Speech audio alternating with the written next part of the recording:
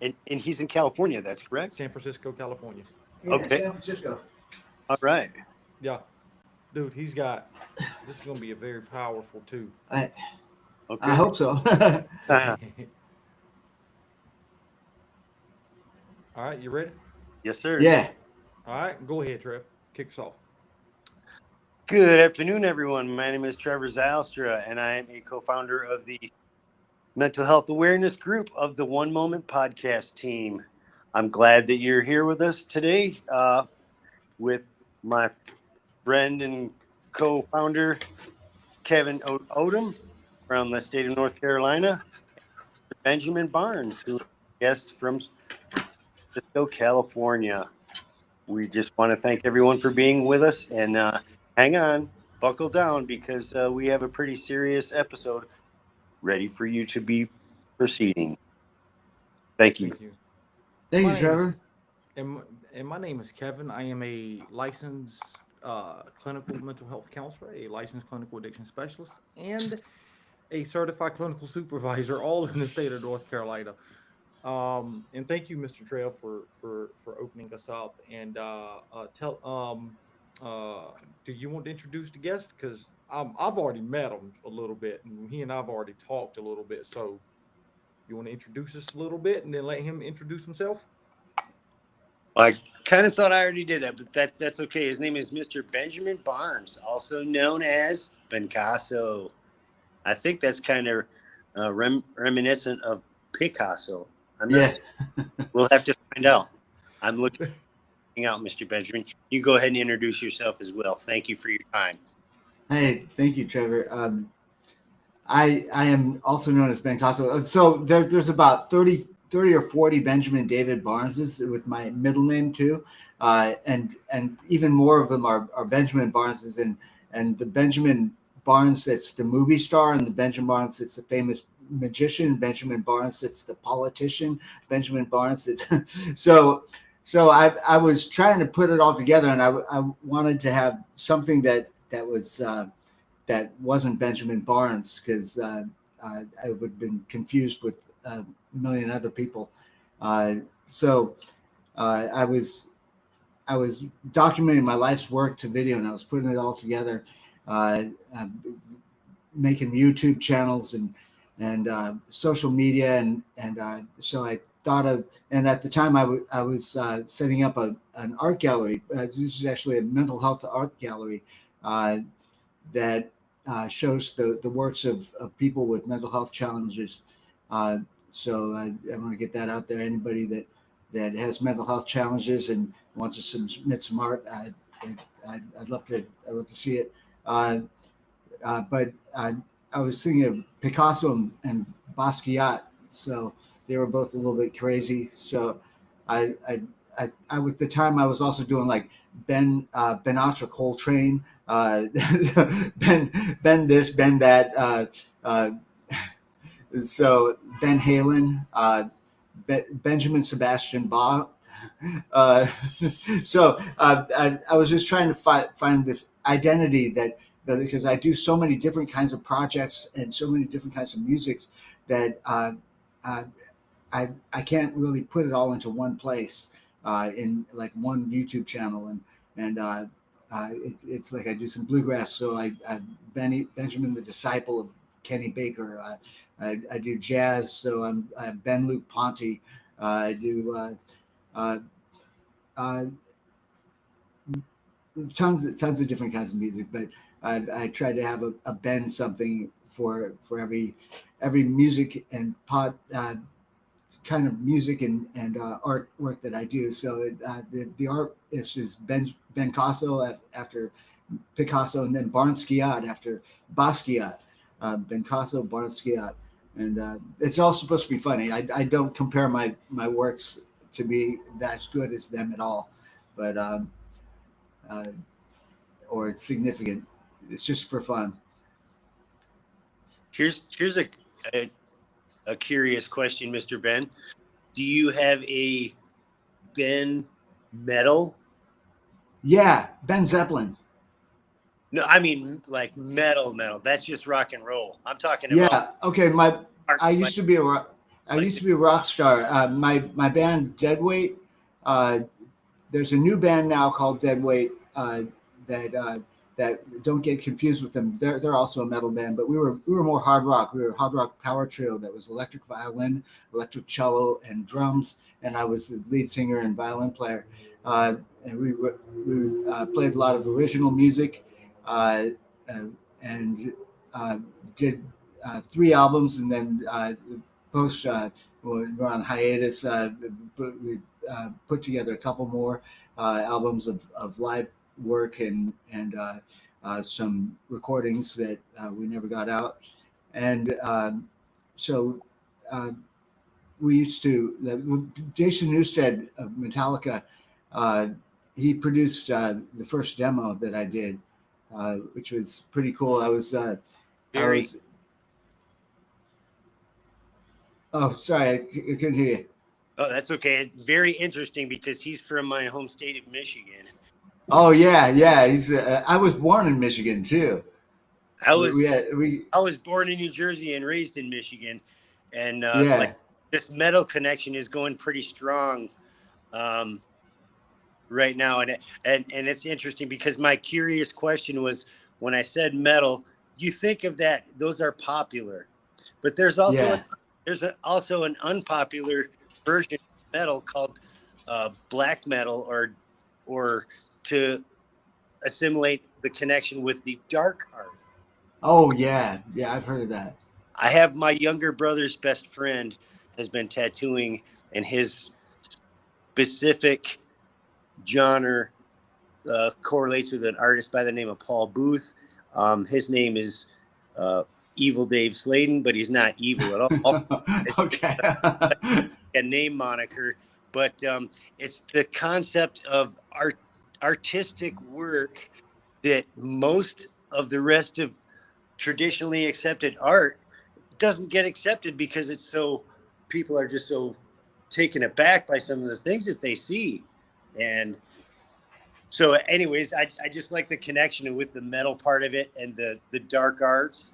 And I'll promote that because him and his family stood by my baby brother's side while he was going through his cancer before he passed on account of it.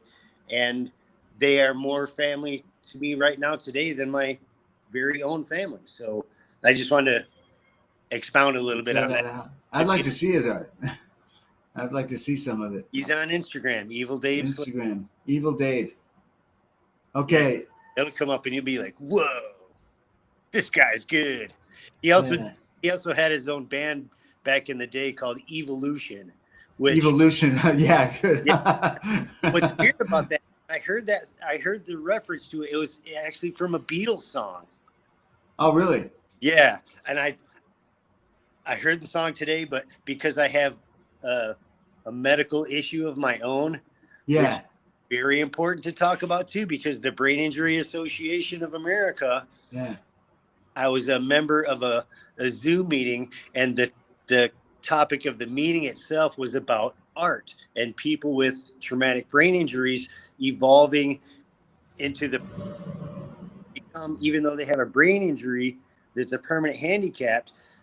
This one lady, several people in the meeting were highly advanced in they had created an actual gallery up in Denver for it. So it was just really one of the most amazing meetings that I'd ever been to. Speaking of traumatic brain injury, I have traumatic brain injury twice. I got hit by a train, and then I also got hit by a car.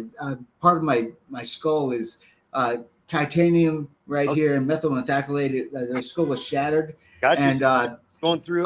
There's a skin graft on my head from my leg, and muscle, the lateralis muscle from my back is up on my head. Right. Really important. It's so, one of the things that the podcast was established for was because of the ideations of stigmata and the stereotypic and the culturally and the system, whatever you might be involved in, diminishes people's disabilities that aren't visible. And as with a traumatic brain injury, it's especially me. I have zero resources. I've had no care for the time that I've had this injury. And Unfortunately, it happened from a decision that I made on my own. What was that? I don't want to go into that length of it, but Yeah. I fractured my skull on the concrete floor of the garage, and Wow. that was back in February of 24. Wow. Wow. That So was recent. Minimal amount of care since, because I have no financial background to support that. Yeah. And so everything's kind of been going downhill. But how in the world is it that all of a sudden I'm using my brain in a way that I never thought possible and still help other people, even though I'm going through the process of limited resources at all. Right. Right. Huge. I'm lucky. Before that, I had uh, mental health disabilities. So I've been I'm on Medicare, so they give you health care for that, and Right. so I've schizoaffective disorder and uh, uh, crippling anxiety, morbid depression, and uh, post-traumatic stress disorder and traumatic brain Wow. injury. So, but I still I don't let that stop me from trying to be an entrepreneur. Uh, I, I, I won the San Francisco Artist Award from the San Francisco Arts Commission in 2023, and I used the money to put on a concert, and also partly to promote the concert. I've been wanting to put together a nonprofit for since the 1990s, and I wanted to be a mental health uh, awareness nonprofit because I grew up with my mom. She's got schizophrenia, and my dad's got bipolar disorder, and they were both drug addicts, and grew up in a very traumatic household. I talk about a lot on this. This is my book, Loosened Associations: Jazz Automemorization of Music, Mischief, and Madness. And loosened associations is a term, it's a psychological term. It's the layperson's term for there's I can't remember what the name it is. It's something disorder. It's I'll think of it. But I talk about growing up with mentally ill, drug addicted parents in the hippie era, and a lot of things that happened while I had my first episodes, and what happens to me in certain episodes, mental health episodes, where I see a lot of things like symbolism has a really strong effect on me when I go into an episode. Like, if I hear a number like 50 cents or 50, I think it's the police, and they're coming, and I actually start believing that I'm a police officer, and I believe that I'm a narcotics officer that is investigating my friends. It's pretty intense, and it actually led to. I want to say something about this. This is a story about my suicide attempt, and if anybody's feeling any kind of suicidal ideations, or like they might want to hurt themselves, then call 988. That's a suicide hotline, and just talk it out, because a lot of suicides are caused by the loneliness epidemic. The loneliness epidemic is an actual American Medical Association recognized malady that causes higher rates of suicide, up to 30% suicide rate from elderly and mentally ill individuals. So anyway, back to my story. I believe that I was going to have to testify. my girlfriend at the time went through my pants and found a baggie of blow um, that I had bought from a guy that I believed that I was told by the owner of this one club was connected to the Mexican cartels, and that you just don't fuck with them. And so of course I believe that, and it probably was just a bunch of BS, but so I believed that this bag that I bought, she worked at a city and knew a bunch of police officers in that in this small town outside of San Francisco, and from that she said that she was going to take it to the police, and I was saying no, you can't do that, and she took my keys and took my meds, my psych my anxiety meds, and wouldn't give them to me, and locked me out of the house. And so I was seeing that I was having this episode. I was all stressed out, so I went into this bipolar mania and started to believe that this guy Juan was going to. He used to sell. I'd seen him sell to police officers in San Francisco before, sell cocaine, and so I believe that dirty cops and the Mexican cartel were going to kill all my friends because I was going to have to testify, so all that stuff was going through my head. All the while, every mob movie that I'd ever seen, and all the horrible things that I've heard about Mexican cartels was going through my head. So I was at a BART station after I went to a city college class, and I just couldn't deal with the guilt of having killed all my friends because I catastrophized, and I was thinking the worst possible outcome was going to happen, and so I jumped in front of a train, and if I'd had somebody to talk to, and part of that had to do with loneliness. I didn't have any friends to call and have them talk me down out of this suicidal, well, not suicidal ideation, this fantasy that I was believing about all my friends being killed because of something that I'd done, which is testifying at a court case against Juan. So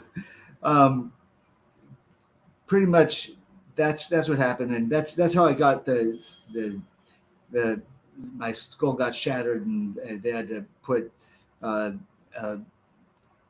prosthetic bone in there, and took muscle from my back and a skin graft from my leg and a vein from my arm, and grafted it all to my head. So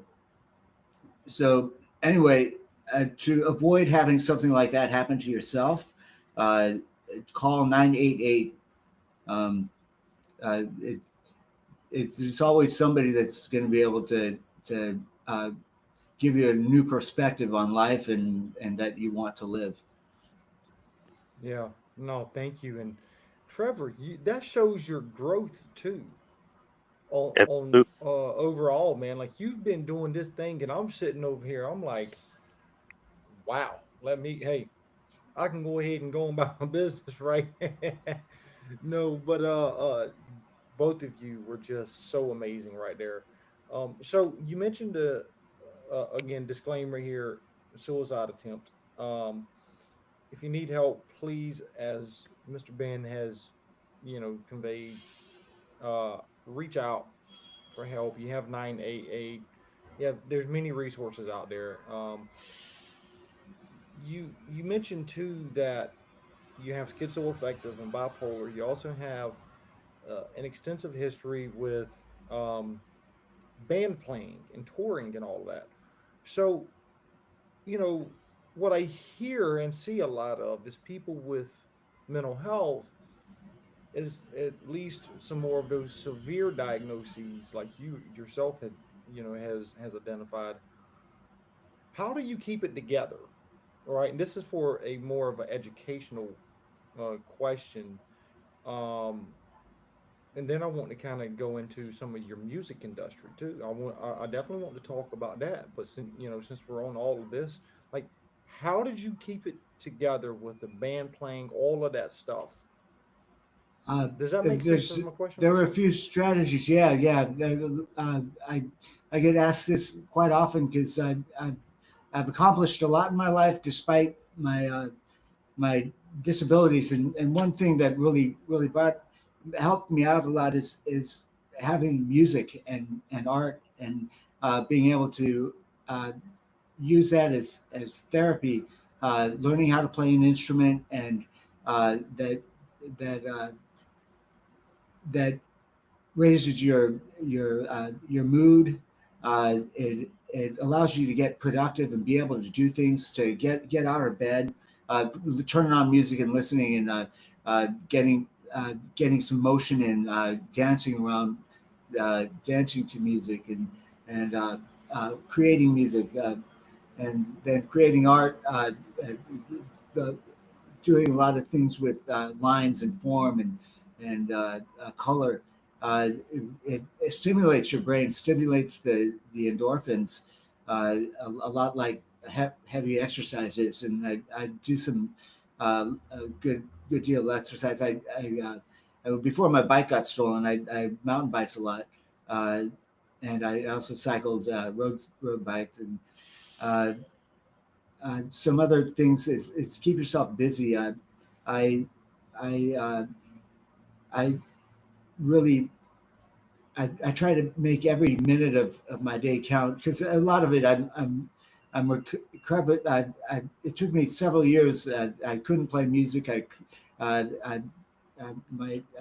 to relearn how to do a lot of things because of the traumatic brain injury, and so I had to relearn how to do all that stuff. And so uh, when that was happening, I thought that my music career was over. So I went back to school. I had bandages on my head, and it took 7 years for them to put my head back together, reconstruct the skull, and for it to stop bleeding. Um, uh, but I went and I started teaching kindergarten and third grade and fifth grade. I went back to school and got my multiple subjects teaching credential. Uh, and I volunteered at the schools and student taught for 2 years.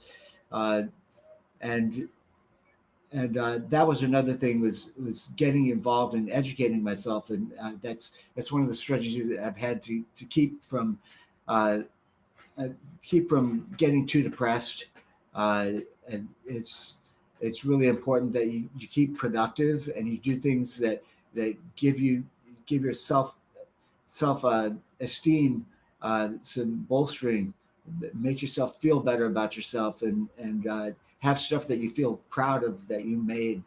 Uh, that's that's a one of the that is the most healthy health healing thing that you can do is be proud of stuff that you made, like be able to make music and be able to make a piece of art, or be able to do things entrepreneurially, setting up a 501c3 or an LLC like I did. You have to have some money to get that stuff started, but I got a $20,000 grant from the San Francisco Arts Commission, and I finally had some money. Most of my life I spent on SSI, uh, and then SSDI.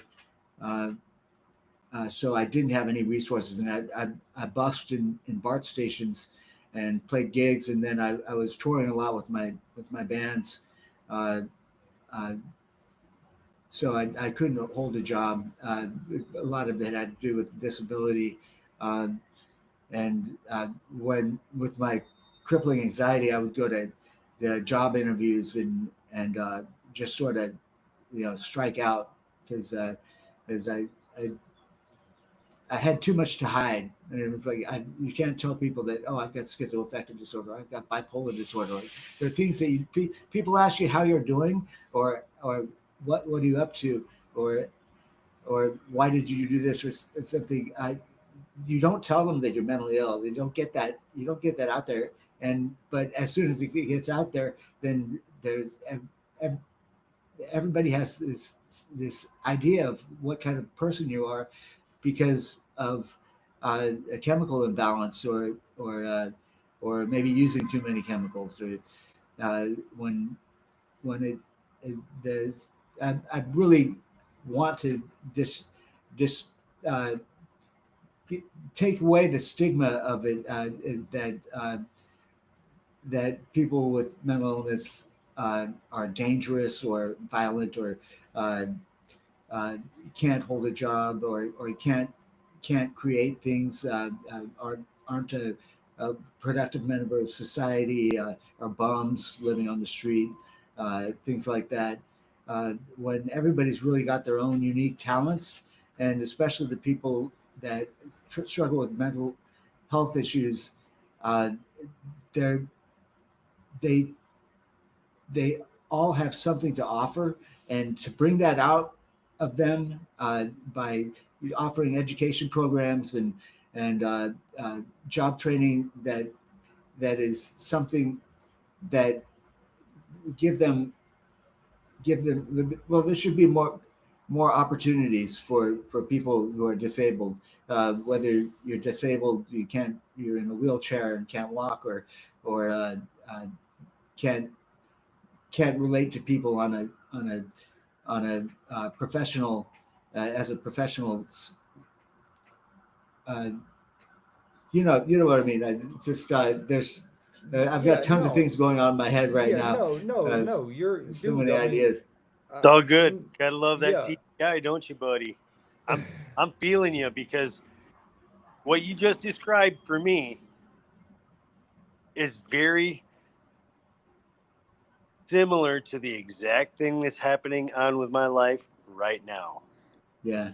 I have an expounded extremely large amount of issues, personal issues that I'm dealing with, but at the same time, my thinking, my ability to disregard the bad part of my existence with a permanent handicap, I'm still able to try to help others. And that is the critical part about this discussion is because no matter how far down the scale you have personally gone, you are still able to use what thinking you have to be able to reach out and help others, even though you're still going through the most difficult time of your life at the same time. So that's an extremely great accomplishment. Um, I'm impressed and proud of you. Yeah, And that's one of the strategies is to be of service when when you're having your own issues and with self-esteem and your own self-concept. that hits Just on doing something to help other people will really it makes you normal again.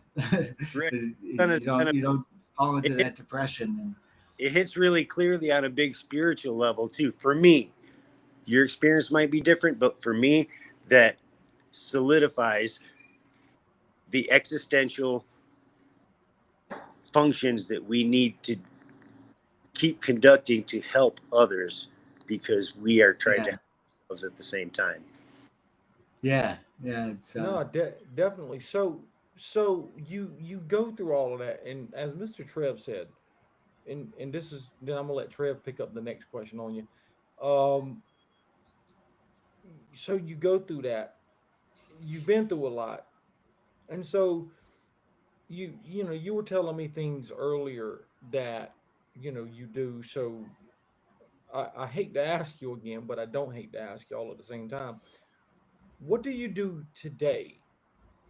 What do you have going on today? Because you said that you're a music teacher. You were telling me that. So I wanted to know. You yeah. also said something about an art gallery. Like, what do you do today? I've got so I was able to relearn how to play violin and play guitar and sing after my accident. So I decided not to pursue being a kindergarten teacher or a third grade teacher, a grade school teacher. I was able to play music. I'll never be as good as I was before the accident, but I can play on a professional level. And I've I registered an LLC that's an arts and entertainment and publishing business. I publish my own sheet music, and I've got 2 books that I've published. This and Lucent Associations Jazz and Artistpreneur Economic. Uh, uh, so, and I've got several YouTube channels that I create content for, and a gig service, and I teach violin and guitar, and do some vocal coaching, uh, teach singing privately, and I've got this company called The Strolling Violinist, where I go and I play for corporate events and weddings and things like that. You can check that out at thestrollingviolinist.com. It's got and my own website, benjaminbarnes.com. That's got all my recordings on it, available for streaming. I've got over 110 recordings, of audio recordings of classical, jazz, bluegrass, and rock music that I'd like people to give a listen to. And that's benjaminbarnes.com, and that's also my teaching. And I've got an archive of a bunch of things that I've done, like this podcast is going to be on there when it gets produced. So you go to this one page and it's got all my Coach's Corner radio podcast segment that I do for the price of business, but I've given artistpreneur tips, business tips on how to become a professional at doing what you love, something that has it really, it's a great strategy for dealing with mental health issues. Is being able to do something that you love, and make a living at it, not have to work for the man. But that's the-coaches-corner.com, or there's a YouTube channel, and the articles go out on print on the Price of Business digital network. Then I registered a 501c3 Culture Scholar Corporation, and we started this music for mental health. This is a card I just made, and this Culture Scholar is the 501c3 that's it's arts and education and wellness organization that takes live concerts and music and arts classes into retirement homes, mental health clinics, and community centers, so we can reach out to people to give them the therapeutic experience of listening to music that's live music, or doing art projects, or I taught.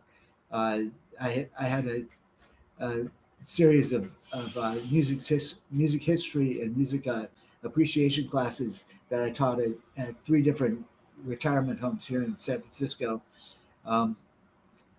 There's a lot of things I do, and if you want to be an artistpreneur, if you want to be an artist and make a living at it, you've got to have lots of different income streams. So you got to you've got to have your passive income of stuff that you've published and you get royalties off of, and then you got to have the gigs that you do, or the speaking engagements, or the art exhibits, the shows that you play, where you charge people to attend, sell tickets, and there's teaching. There's just a bunch of different ways that I have income coming in, that also you put it all together and it's enough to live by. You can't focus on just one thing that you do and expect to get by. Like a great example of multitasking personally.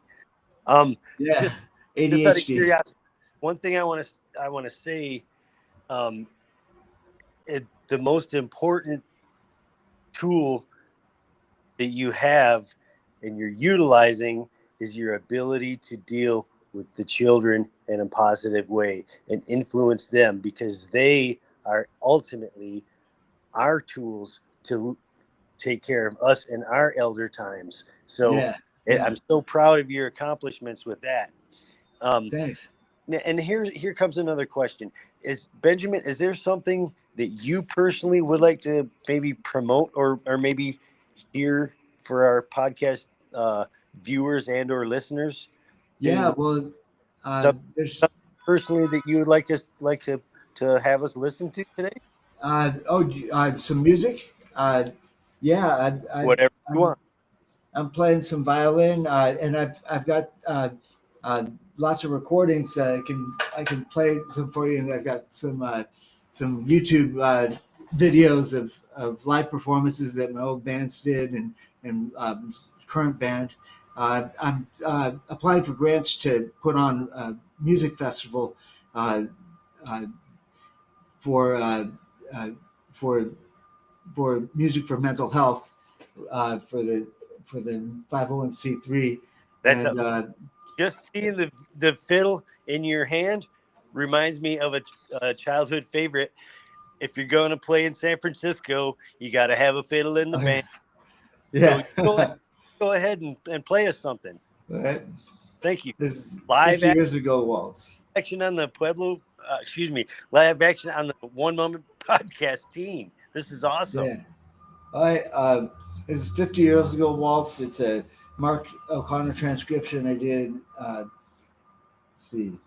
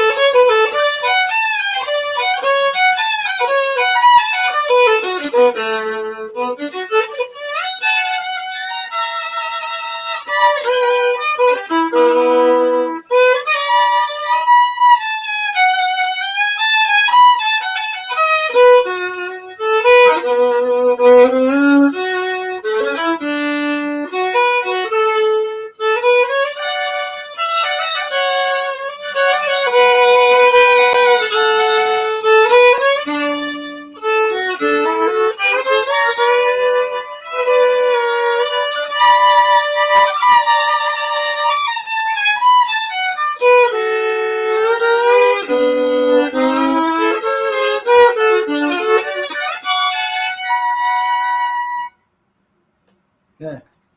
Wow, that was absolutely amazing, and Thanks.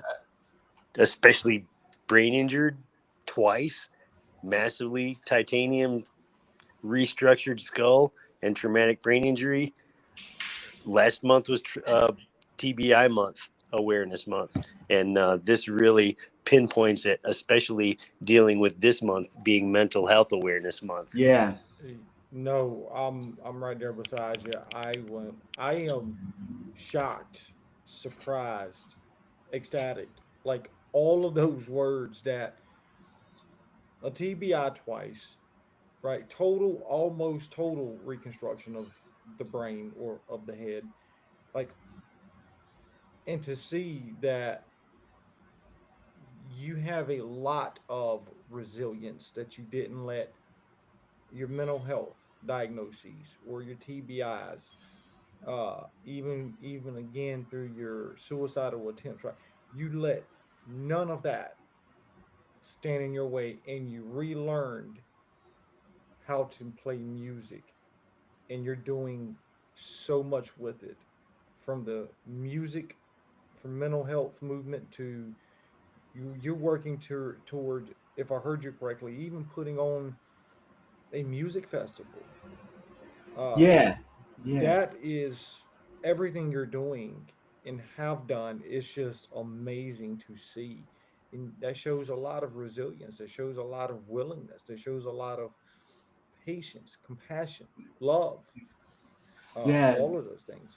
Well, God gave me another chance to make something happen in this world, and to give back, uh, despite any, any hardships and living in abject poverty for years, and stuff like that. I, I've been given the opportunity to help uh, people out, especially the people with mental illness, and the elderly. Uh, just having this opportunity, I'm really grateful that God let me do all this, was able to restart my life. I don't know where I'd be if I was still just lying in bed 8 hours a day with bandages on my head recovering. It's like I couldn't just do that. I couldn't just sit there and do nothing. I felt like I have some to offer, that I could do some, be of service to the world. And you're doing a great job. The Thanks. coolest thing is that I'm going to amplify it one more time is, and you just said it yourself. Number one, you've helped elementary school level children, and then you talked about just a moment ago about the elderly. I'm like, this guy's got the whole spectrum of the age group of humanity going from beginning to end, involving art and music and intellectual capacity, um, disregarding the stigma and the culturally and systematically um, developed stereotypically discardment of people. And one of the biggest things on one of my social media platforms is that for one human being to consider another human being as a piece of trash or something that is discardable, no, Yeah. that is completely unacceptable to me, and I will never let the habits of the world and what they think is the best thing to do to disregard anyone in humanity. Yeah. I, in my own experience, just the other day, we had a podcast episode where I was offered an opportunity to take a medical certification, which I did and accomplished it. I have a certification to treat wounds from people that are self-medicating with a terrible chemical that's called xylazine. Xylazine. Is there another one now? What They happened to fentanyl? they mix it with fentanyl, and Uh, that's terribly discouraging because this medicine is a veterinarian medicine, and they combine it with fentanyl. Number one, fentanyl in my correctional officer training explains to you immediately that the amount of two crystals of like an assault shaker, the two biggest salt shakers crystals can kill people. You yeah. touch it, you breathe it in, and I've seen even law enforcement people that were exposed to it, and they had to save his life because the guy was completely out and not breathing immediately. And Wow. he's in the police station, the sheriff's department. I can't remember exactly where. And I think it was somewhere in, if I'm not mistaken, I think it was somewhere in California. And his team members came in and found him. And I'm like, oh my God, fentanyl is doing that. They could be going to investigate a crime scene and get exposed to this and not even know it. And then Yeah. people are using a veterinarian chemical to combine it with that and do something to try to get a high from. What is wrong with that? That's totally a mental health issue Yeah. there to me. That's insane. I wouldn't even want to recommend that to anyone. So some of the things Wow. that were accepted as like okay in the 70s, okay in the 60s, 70s, and 80s, 20s, 30s, 40s. Alcohol use progresses and has progressed into some of the most terrible things involved in humanity now. And we're allowing from foreign countries, coming from Asia and coming from South American countries, all these things into our country. That's kind of why our leadership has stepped like a firm uh, system to stop that from happening anymore. And it's really encouraging to know that you're helping people process these kind of things. So your work personally is really, really, really important, and we appreciate for Thank what. you. Yeah, no. Thanks. It's nice to hear. I don't get a whole lot of praise like that. I'm just I'm last in my last name starts with the ZYL, and I've always been last in line. But when the time comes, the last will be first, and the first will be last. So yeah, that's the only thing that's saving my life. yeah, Well, and I think it's important to show not just to the public, but to yourself too, or not just to yourself, but also to the public that mental health, just because somebody has a diagnosis, doesn't mean anything. It's not a, it's not about trying to criminalize somebody, penalize somebody just because they have a mental health diagnosis. Doesn't matter what it is: schizophrenia, schizoaffective, bipolar, depression, anxiety, substance use disorders. It doesn't matter. Whatever. I mean, you know,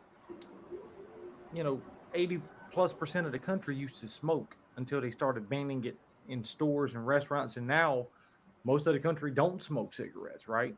yeah, They used to be dead set against marijuana use, and now over 50% of the country actually supports marijuana use, right? I think last time I looked at the number was 60% of Americans actually use it, right? I Or haven't. or has used it. So regardless of the situation, mental health is mental health. And I think that you are showing what you have showed not just to us, but also to the world through everything that you've done is you're not your mental health, right? That's yeah. not a that's not a You're not your label that diagnosis. I'm not my diagnosis. Yeah, And I think that's important for everybody to realize is we're not that diagnosis. We're still human first, regardless of whatever Yep. number you give me in the system, whatever name you put on my medical and or clinical documentation. I'm still at the forefront of everything, a human being. And that's what I think you have shown everyone through your resiliency. oh, thank you. It's nice to get some recognition. It's I I don't have a very very many people I hang out with or converse with. In San Francisco's uh, you definitely have to be affluent to be able to fit in to a lot of the situations, the social situations around San Francisco. Uh, uh, because if you're poor, you just can't get into anywhere and uh, to networking. It's a lonely city.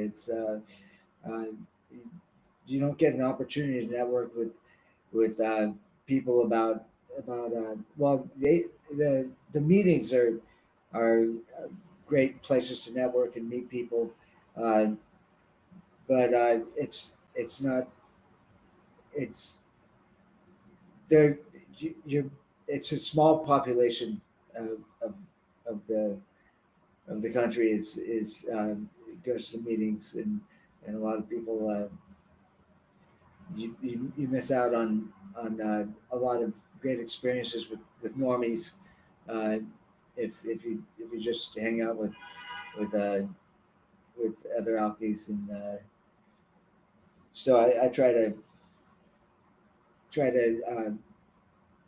really reach out and make a lot of uh, play music everywhere. I play in BART stations, and that's where I get most of my uh, most of my income is a busk out there 2 times a day, usually, or at the Palace of Fine Arts. I'm there Saturdays and Sundays from like 11:30 to 1:30.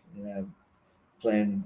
It gets a little cold. The days that it's not too windy or too cold at the Palace of Fine Arts, and uh, just really trying to get that outreach out there to. So I started taking on volunteer interns with Culture Scholar, and they're going to help me research grants and pass out brochures and cards and try and get some awareness going about the organization, about the loneliness epidemic. Sometimes I tell people about the loneliness epidemic, and they just sort of laugh. Loneliness, a disease, uh, but it's a mental disorder. Uh, uh, it's it's it causes uh, heart disease and mental health, depression, um, uh, a lot of poor health conditions because you don't get out, you don't see people, you isolate and just sort of lay in bed, uh, depressed, and trying to get people out of that, because there's a lot of a lot that uh, these people have to offer, and myself, uh, something that could make the world a better place and make them feel better about who they are, and uh, and get beyond what their diagnosis is. Absolutely, 100%. I am right there behind you. Um, I am absolutely 100% behind you. Um, do uh, I don't want to rush on anything. Trev,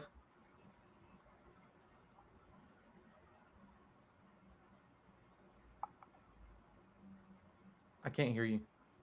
I can't hear you. And what really came into Hey, my hey, we heard nothing of that until just you were muted. So, can you hear me now? start. Yeah. Yeah. Um, so one of the biggest things that I found was that this kind of goes back into one of our first episodes. We talked about loneliness, and my thinking about loneliness was just, well, some people are lonely even if they have somebody in their home and that they're connected with, or imagine if you're in your own home and you're still lonely because you don't have any company that's supportive to you. That's Yeah. that's not a very good mental health state to stay in. Um, and on the flip side of that, I want to say also that there are some people like to relish in their isolation.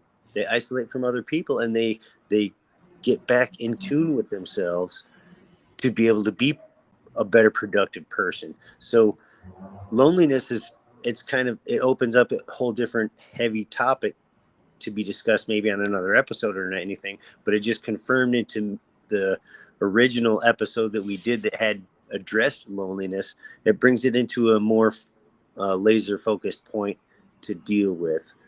So um, I'm just I'm still kind of astounded just having Mr. Barnes as a guest. We like discussing things that are not usually discussed. We are continuing on the mission of the One Moment podcast team, with breaking the stigma, breaking the stereotypical, breaking the systematical and cultural, religion, all these things that line up for people to have I like the term normies, because there's no normies. Yeah. And so, because it doesn't matter, you could be in law enforcement, military, you could be in fire department, EMTs, paramedics, you could be the highest honored person with all these pieces of paper and diplomas that say you're the smartest person in the world. You still have issues to deal with that nobody else knows about. And if you keep them stuffed down and don't address them, they are doing nothing but hurting others, not only yourself, but others around you. And I like the idea of continuing on with this movement to become a global influence in the mental health awareness community in a great level. Especially, I can't believe how complete your working is from children all the way to elderly. I'm like, come on, this guy's like, here's your brass star for the day, when they used to give, when I was in school anyways, you'd get a brass colored star on your chest if you did a good job. So thanks. Yeah. Kevin, have you got anything extra to talk about with Mr. Benjamin Barnes? No, I think we've covered everything. Mr. Barnes, is there anything that you want to share with us, with the public? Because you have been phenomenal. We like to call this part of the podcast the call to action. Yeah, a call to action. If you can support us by getting the word out that we're doing something for the loneliness epidemic and music for mental health. I'd like to make it national. It's just San Francisco right now, but get people going to get therapeutic music and art into facilities of underrepresented people. And if you can donate to us, we're at Venmo. It's at Culture Scholar, and then you can go to culturescholar.org/donate. That'd be great to get a little bit of money so we can get to start traveling to other cities and communities and playing music and trying to bring that to people. I'm thinking about going back to school and getting a certificate of music therapy degree, if I can work it out and see what's happening. But and the music, check out benjaminbarnes.com and the strollingviolinist.com. They've got and also my you guys are going to be on my podcast segment, the Coach's Corner, and maybe you can get the word out there about your quest to destigmatize mental health challenges. And thanks for having me on. Absolutely. Nah, I've really enjoyed it. And you just let us know when you want us on that segment. Absolutely. It would be a privilege and an honor to be on that. And so what would you like for, if there's one takeaway you want people to take away from this, right? What would you say you would like for somebody to take away from this? That I'd like them to walk away thinking I matter, like I'm significant. I can make a difference in the world, and that I can feel proud of myself, for what I have accomplished in my life, that sort of thing. Absolutely. That's powerful. Yeah, no, That is absolutely powerful. So listen, folks, this is going to be a verbal disclaimer again. We talked about suicide, we talked about drugs, we talked about quite a few things here. Uh, but we also talked about resilience. If you're out there struggling, like Mr. Barnes said, there's 988. He gave that other resource to 988 is the number for the National Suicide and Crisis Hotline. You can call that phone number. You can also go to a local emergency department or a local crisis center in your area. Even reach out to somebody who is in your network. As Mr. Barnes was sharing, you heard what he shared. He shared a very positive, powerful message to not just himself, right, but for other people to read. Um, and so yeah, follow up with him. Check out his work. He's a great guy. We subscribe to his channel. He's really a great a phenomenal individual. So Thank you. thank you. I like the connection of this episode because it goes all the way from way over there on the East Coast, North Carolina, all the way over there to the West Coast of California. Right. Yeah, And we're wide, baby. yeah, no, 100%. And my encouragement to you, Mr. Barnes, I know you're in the music industry. Look up Joseph Wooten. He does a lot Joseph of Wooten. music. Yes, sir. Is he the He bass does player? No, he's a That's That's keyboard. Victor Wooten. Joseph Wooten. Yes. Okay. Yeah. Have you ever met him? No, I He's haven't. the keyboardist for the Steve Miller Band. Yeah, Oh, he wow. runs his he runs his own band called The Hands of Soul. He's on also social media called I Matter You Matter.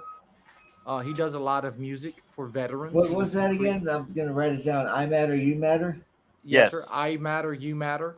The name of his band is Hands of Soul. Hands of Soul. Yes, sir. He's been nominated 3 times for Grammys. That's awesome. Yeah. Plus, his older brother Victor is one of the top 10 world's best bass players, which is Yeah. Yeah, go to if you go to our YouTube channel, you'll see I think it was about 2 episodes ago, I think. But Yes. but you will see it up there. It talks about music. Let me give you the name for it. I'd rather give you the name versus What is the URL for your YouTube channel? it is youtube.com/@ 1 Moment Podcast. At 1 Moment Podcast. All right. And yeah, it's actually our it'll actually say Joseph Wooten on music, mental health, and unity. Oh, that's great. That's the episode we done. But connect with him because maybe y'all can get together and do some music for across the board and create some music together. He That'd does be a awesome. lot. He and his band do a lot. So I'm not going to hold you up. Let's go ahead and end this live so we can just debrief real quick. Okay. Right. Sorry about the interruption Thank of you. the